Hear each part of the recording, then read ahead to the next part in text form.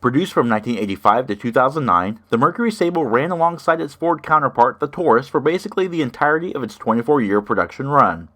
It served as a mid-level variant, sitting above the Taurus but below the also related Lincoln Continental. Mercury would continue the Sable across 5 generations. Because the Sable was discontinued after the 2009 model year, there was no Mercury counterpart when the 6th generation Ford Taurus was revealed. The Mercury brand was ultimately dissolved in 2011. Due to the radical design of the 3rd generation Ford Taurus Mercury Sable, which ran for 3 model years, the 4th generation redesign resulted in much of a more conventional styling that featured a taller roof and roomier trunk. Despite the changes, the doors remained the carryover from the previous models, and station wagons, while new from the front to the firewall, remained the same as the 3rd generation cars. To match the new exterior, the interior, while retaining many elements from the previous cars, was heavily redesigned and updated to match the styling of the cars. The integrated control panel, for instance, remained, yet in a more trapezoidal design rather than the ovid, as well as the bench seats car's flip-fold console. Sables in 2005 were offered in sedan and wagon variants, sedan trims being GS and LS, and the wagon as an LS-only offering. A premium package was also offered, like in this car, and a limited edition platinum package was also available, which included two-tone leather, satin aluminum interior trim, unique 14-spoke machined aluminum wheels, and platinum edition fender badges. Our Sable LS was produced at the Atlanta assembly plant in April of 2005. The final 4th generation Sable rolled out of Atlanta on April 29, 2005.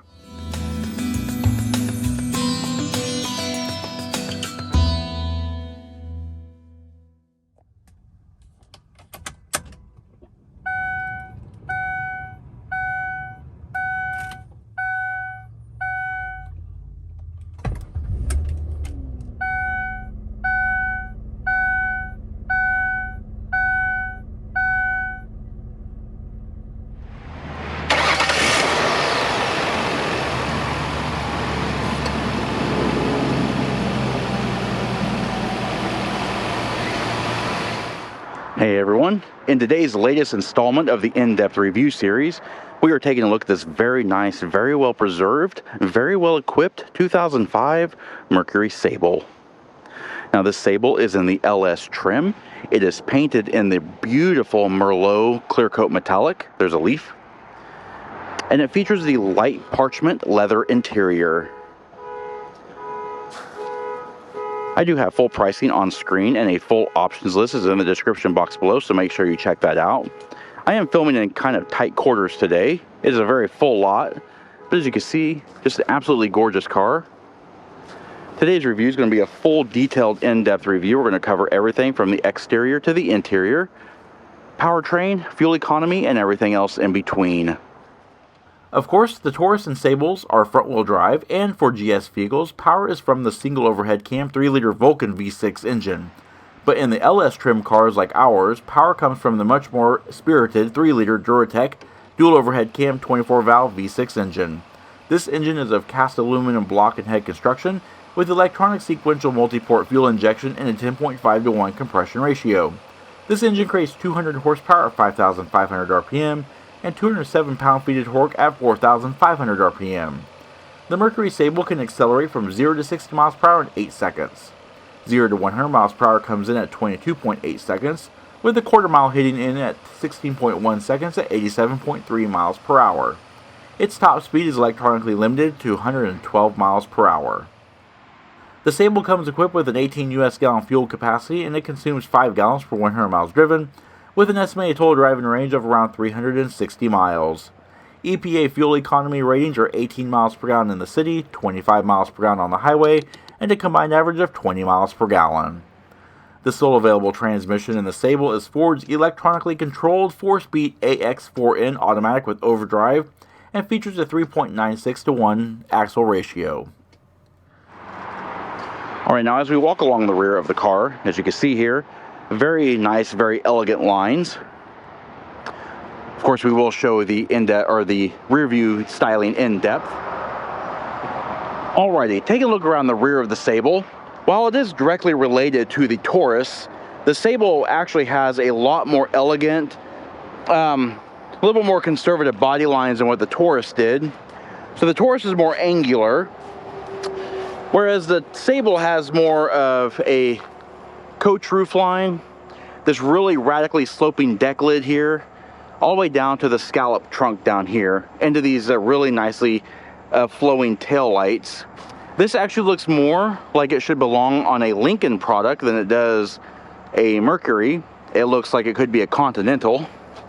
And as we get around to the tail lights, as you can see here, it's a translucent red body, but it does feature the red brake lamps, tail lights, and all that kind of stuff.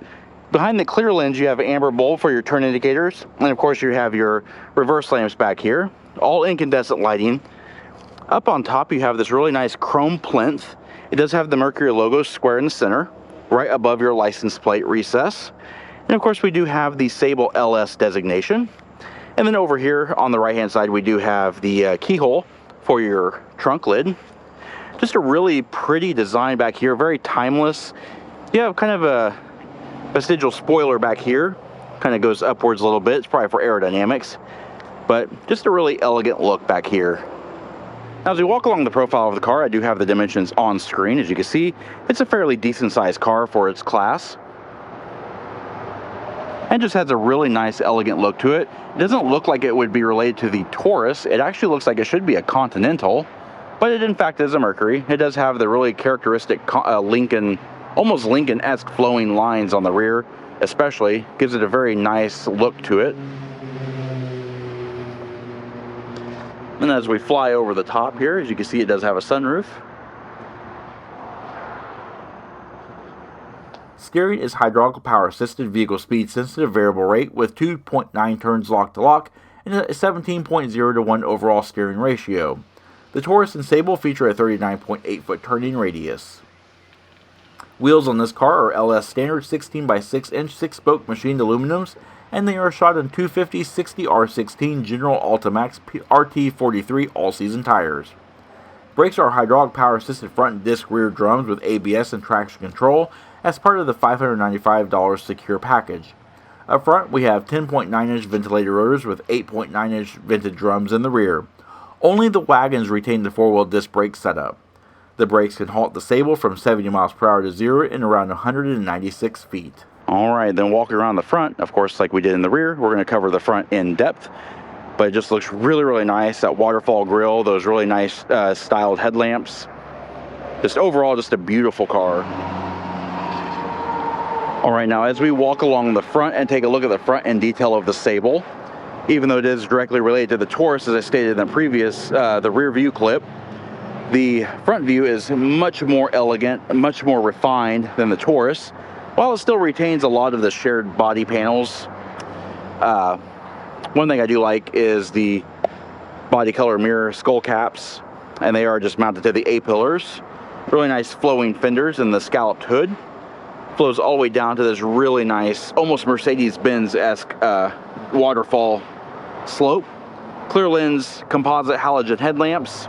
You do have chrome bezels, incandescent turn indicators. You've also got just the regular halogen headlamps.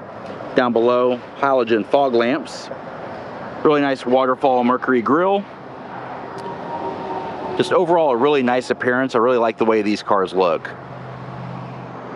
Alright, now before we get inside, let's take a look at what we get for our keys. We do have a Mercury branded key fob. It just has the 9 dots like the Ford keys do. Dual bladed key. And of course we also have our remote transmitter.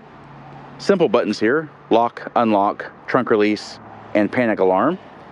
And it does not have smart key access system, but it does have Ford's trademark keyless entry keypad here. And by programming your personal 4-digit PIN, you can actually enter in your PIN and you can lock and unlock the vehicle doors simply by using that keypad. It's illuminated at night as well. Now let's go ahead and open the door and see what we have inside. Alright, so inside is just a really nice interior, and for the price point of this car when it was new, it's a very nicely equipped vehicle. Let's take a quick look at the door panels here. You have sort of a two-tone treatment here in the light parchment. You have a darker shade on the top with a very characteristic heavy grain to it. Kind of looks like leather, but it does not feel like leather. It is padded, however. And you do have your power mirror controls right here on the as it curves into the instrument panel. Power door locks here. Just satin plastic black door pulls. And a Mercury, to be nice if that was chrome. We have some wood trim here. It's harvested from the plastic forest, and it does house your power window controls, window lockout. You do have this really interesting perforated look insert here. It's actually not perforated all the way through, but it has that look to it. Padded armrest down here, and everything else is basically hard plastic. You have the reflectors there to show that the door is open, mat pockets, and of course you also have stereo speakers. If you did opt for the mock audio system, you'd have the tweeters up here in the A-pillar. Taking a look at the instrument panel for the driver, you do have your headlamp control. It does have automatic headlamps. You've also got fog lamp control, instrument panel brightness and dim. Down here, you have your trunk release, your parking brake release, your park brake pedal, hood release, and just 2 pedals here indicating that we have an automatic transmission. It does not have the optional adjustable pedals. If it did, that switch would be right here. Instead, there's a blank there. We've also got a tilt steering wheel as well. As far as driver's side seat adjustments are concerned, we have 6-way power driver seat, manual seat back adjust, and I do believe it has lumbar as well. I'm not really sure, though. I don't think it does. All right, let's take a quick look at the seats. The seats are very comfortable. They're very supportive. They are a firm seat, and they're upholstered in leather. I actually believe it's probably leatherette, really, or a vinyl, but has a nice feel to it. The seats have actually held up very well over time, and they're just pretty comfortable, pretty supportive. And not to be outdone, you've also got the optional sunroof as well. All right, let's go ahead and take a look at the rest of the interior. All right, now that we're inside, let's pan through the interior and let's show more details. 4-spoke steering wheel. It does have the interior appearance package. So we have the upper portion of the rim in this really nice wood trim. I do believe that part is actually real wood. The rest of the interior wood trim is actually harvested from the plastic forest, but it does give the interior a nice upgraded feel. 4-spoke steering wheel design, rather plain looking if you ask me, but it is leather wrapped on the rim. Everything else is like a vinyl. You have the Mercury logo center and the horn pad. And then for controls, we just have simple cruise controls. On, off over here. And then over here we have the resume, set and accelerate, and coast. No audio controls or anything like that. I'm trying to straighten the steering wheel up a little bit. Multi-function control lever here controls our wiper washers, our turn signals, high beams, and our flash to pass and all that kind of stuff. Taking a look at the instrument panel. On the Mercury Sable, they're actually an aluminum color. They're a metallic white, so they have a silverish look to them. And they illuminate green at night. It's kind of hard to see, but they all illuminate green. And over here we have a 7,000 RPM tach, coolant temperature, fuel level, and 120 mile per hour speedometer. In the center, we have a LCD readout that does display trip computer functions such as miles to empty. We've also got a average miles per gallon, your trip computer, your trip elapsed time, and you can actually have the screen off. You can also set your languages,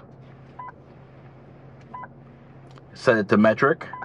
You can also hit the reset button for system check, and what it does is it goes through and it checks to make sure your oil pressure, charging system, brake fluid, all that kind of stuff is doing okay. It's kind of a nice little feature to have.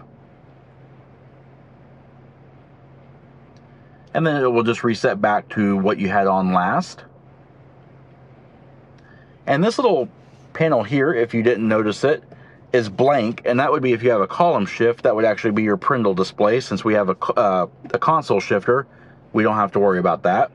This also has an integrated compass. Now also note the miles. This car is a 2005, and at the time of this recording, it has 34,716 miles on it. Alright, let's pan over the top of the dash. As you can see, in excellent shape. It's a padded dash. It is textured for low glare, and it has held up very well over time. It's not cracked, warped, split, or anything like that.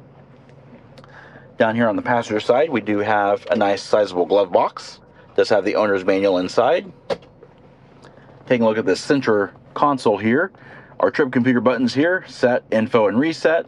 2 large outlets in the center, and then our integrated controls for AM/FM stereo cassette player. It also has a remote mounted 10-disc CD changer in the trunk. We also have the automatic climate control. It is just a single zone climate control, but you can set like your fan speed. You can set your temperature.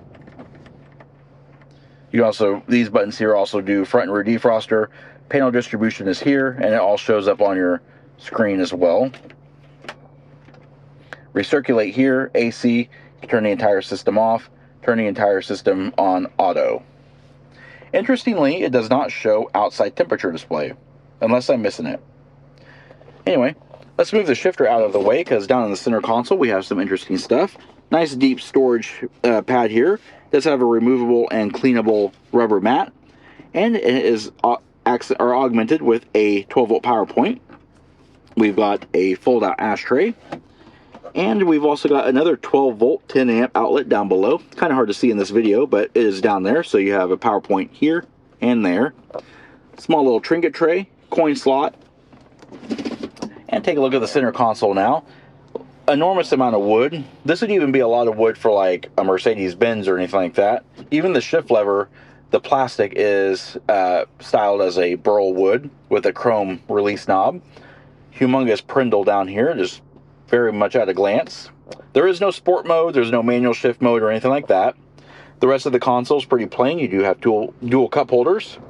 Nice large padded armrest that does open up to reveal a cavernous amount of storage. There is no power point, however, but you do have provisions for tissues and stuff like that. Overall, the front space of the Sable, very nice place to be. Be a great little commuter car. Overhead, we do have an automatic dimming rearview mirror. We've also got overhead map lights and reading lights. The switch here is our power sunroof control. We've also got nice large padded cloth covered sun visors with illuminated vanity mirrors. And of course the sun visors do swing out and they slide out on extension rails. In addition, we've also got high adjustable seat belts and dampened overhead assist handles. Alright, now let's take a look at the rear seats and see what we have here. Nice wide opening doors. Open up to reveal a cavernous rear seat area. Seating for 3 across. 60/40 split folding seats. Seat back mat pockets. Take a look at the door panels. Styled in much of the same way as the front doors. Everything is padded up here. That two-tone treatment as well. Perforated inserts. Black plastic door pulls. Power window switch. Armrest. Mat pockets. Let's take a look in the interior area. Now overhead, we do have overhead lighting. We've also got overhead assist handles. I'm not really sure what that panel would be for. But as you can see, 3-point belts for all seating passengers. You've also got a fold-down center armrest. Your top tether and anchors for child seats are back here in the parcel shelf.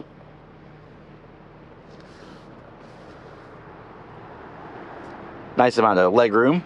As stated before, we do have seat back mat pockets. And this little portion here reveals integrated cup holders. This looks like it would be provisioned for air vents. It has like a seam there. So I'm not sure if this would have optional rear air ventilation, but this car does not have that. Now, I did state earlier in this clip that these are 60/40 split folding seats. And it's very easy to fold these. Just locate these little loops here and pull this forward. Just like so. Exact same way over on the passenger side.